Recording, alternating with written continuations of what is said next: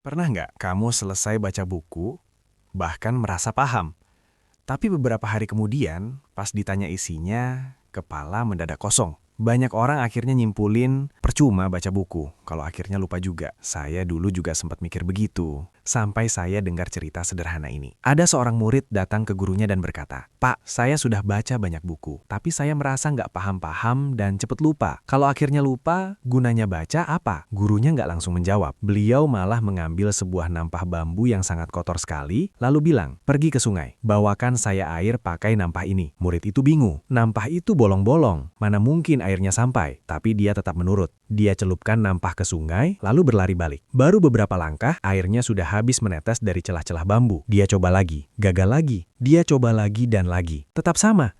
Airnya selalu habis sebelum sampai. Akhirnya murid itu menyerah. Dia kembali dan berkata, "Pak, saya nggak bisa. Memang nggak mungkin bawa air pakai nampah begini." Gurunya mengangguk pelan lalu berkata, "Kamu benar. Kamu memang tidak berhasil membawa airnya. Tapi coba lihat nampah yang kamu pegang." Murid itu menatap nampahnya, yang tadinya sangat kotor, sekarang jauh lebih bersih. Bukan karena dia menggosoknya, tapi karena berkali-kali terkena air sungai. Lalu gurunya berkata, "Begitulah membaca. Mungkin kita nggak selalu ingat semua isi buku. Mungkin kita nggak bisa mengulang tiap halaman dengan rapi. Tapi pelan-pelan, cara pikir kita jadi lebih bersih dan lebih rapi. Kita jadi punya sudut pandang baru. Kita lebih peka melihat masalah. Kita lebih tenang mengambil keputusan. Kadang perubahan itu nggak kelihatan hari ini, tapi terasa beberapa waktu kemudian. Jadi, kalau suatu hari kamu merasa membaca itu sia-sia karena banyak yang lupa, ingat ini. Yang penting, bukan cuma berapa banyak yang kamu ingat, tapi kamu sedang jadi orang seperti apa setelah membaca. Karena yang benar-benar sia-sia bukan membaca lalu lupa. Yang benar-benar sia-sia adalah berhenti belajar hanya karena takut lupa. Sekarang giliran kamu. Menurut kamu, setelah rutin baca, buku atau artikel, perubahan apa yang paling kerasa? Tulis di komen ya.